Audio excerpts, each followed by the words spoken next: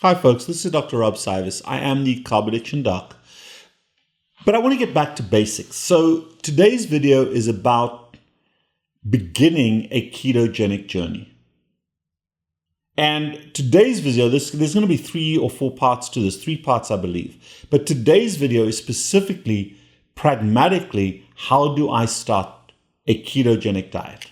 As a way of life, not as a way to lose weight or a way to get healthy. Those should be byproducts of what you're doing. So there are just a very, very few principles that make this easy to understand, at least, not in practice, but also make it sustainable long term. Don't clutter up your life by measurables and you must do this and you must do that. The only thing an alcoholic should do is quit drinking. Not quit drinking, but quit drinking alcohol. Nobody tells an alcoholic what they should drink.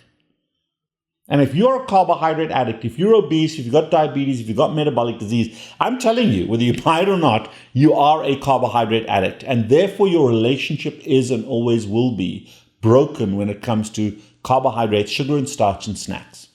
So the first principle to separate eating for emotional value from eating for nutritional value, to return you to eating nutritionally, is to predetermine everything you're going to do.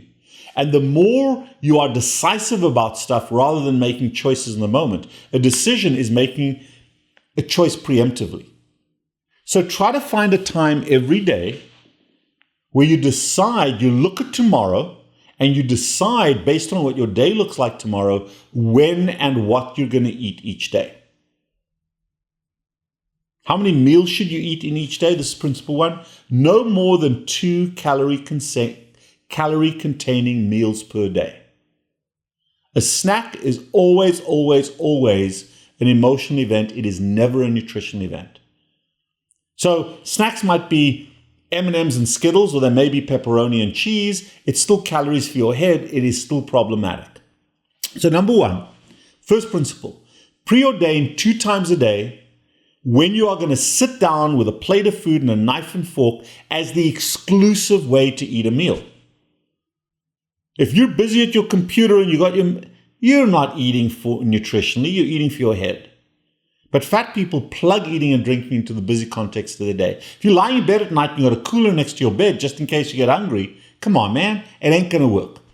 2 meals a day, preemptively planned, where you can stop your busy day to sit down and have a meal. And the default option is, if you don't have the time, don't eat. You will not die of anorexia. And if you're about to, give me a call just before you do. Haven't had that phone call yet. Have and develop a relationship with something that you can have easily at hand that contains no calories, that is usually in drinkable form. Now, these videos are being shot at night. So, hey, guess what, folks? This ain't water. Well, it kind of is. But it's an electrolyte mix. So it's water with electrolytes. And it's got a little bit of sweetener in it. It's a product called Relight from Redmond Salt. But it doesn't matter. My wife likes Crystal Light. I normally drink coffee, and you'll almost always see me with my mug of coffee, except late at night. So this is my bridge drink. This drink bridges me across times when I need to eat something, times when I need to have that snack, but it contains no calories. So it gives me the release of that emotional tension, gives me my mind cleansing moment without causing caloric harm, doesn't count as a meal. So 2 meals a day, predetermined, with a bridge drink. Second principle, what should I eat? Oh, you must eat this, you must. Bullshit. The only thing you don't want to eat is carbohydrates, with one exception. So any animal products, absolutely fine. Any eggs, any dairy. Oh, but dairy's so bad. Dairy's a choice. If you don't like dairy, if you think it's bad for you, don't bloody well drink or eat it. But don't tell anybody it's good or bad for them. That's BS. Any eggs, any dairy, any red meat, any white. Oh, red meat's so bad. BS, it's not. We've lived and we are human because of red meat. Any eggs, any dairy, any red meat, any white meat, any poultry, any fish, any seafood, those are your animal products. You don't like something, don't eat it. But that's a choice, not an absolute. There's no boundaries around carnivore. Now, the second class of things that are always free to eat are vegetables. All vegetables, by definition, are carbohydrate. All vegetables are free. with 3 absolute exceptions.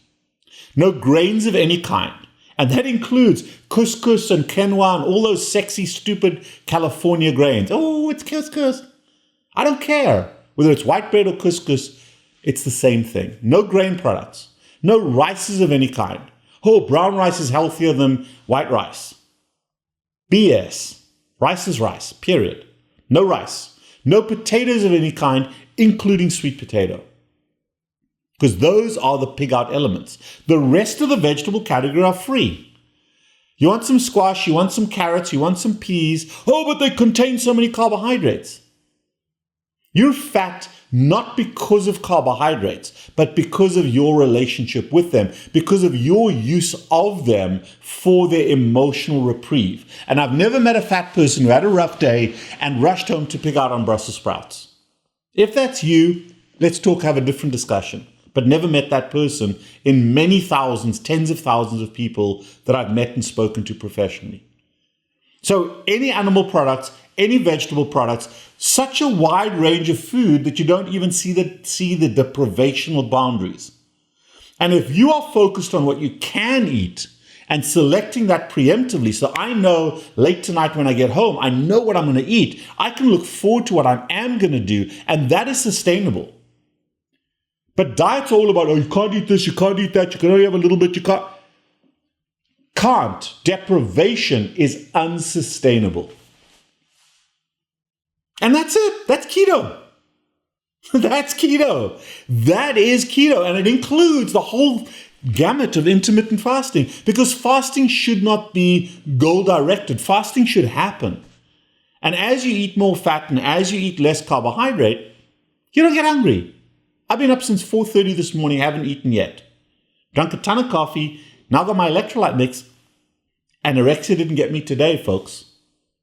And then the only other 2 things for all meals early on, anytime you eat, add salt. I've even got salt in my electrolyte mix right now. Add salt and add soluble fat. Butter, ghee, tallow, avocado oil, coconut oil, olive oil, or eat or add avocados, bacon, cheese, mayo. Oh, mayo! Make your own. Mayo. Seed oils. Don't worry about the seed oils. Eggs. To your food to fatten it up, because fat suppresses appetite. That's keto, folks. You don't need a book. You don't need a cookbook. You don't need a diet. You don't need someone to be your coach, someone to tell you the macros and the macros and the number. Don't count anything. Don't count any vegetables, any animal products. Knock yourself out with those 3 exceptions. Period. We're done. And if you clutter it with too many rules, you will not sustain it. I am the Carb Addiction Doc. Keep it simple. Keep it forever. Make it your lifestyle. The next 2 episodes will speak more toward those things. If you want to consult with us to understand this better, text us at 561-517-0642.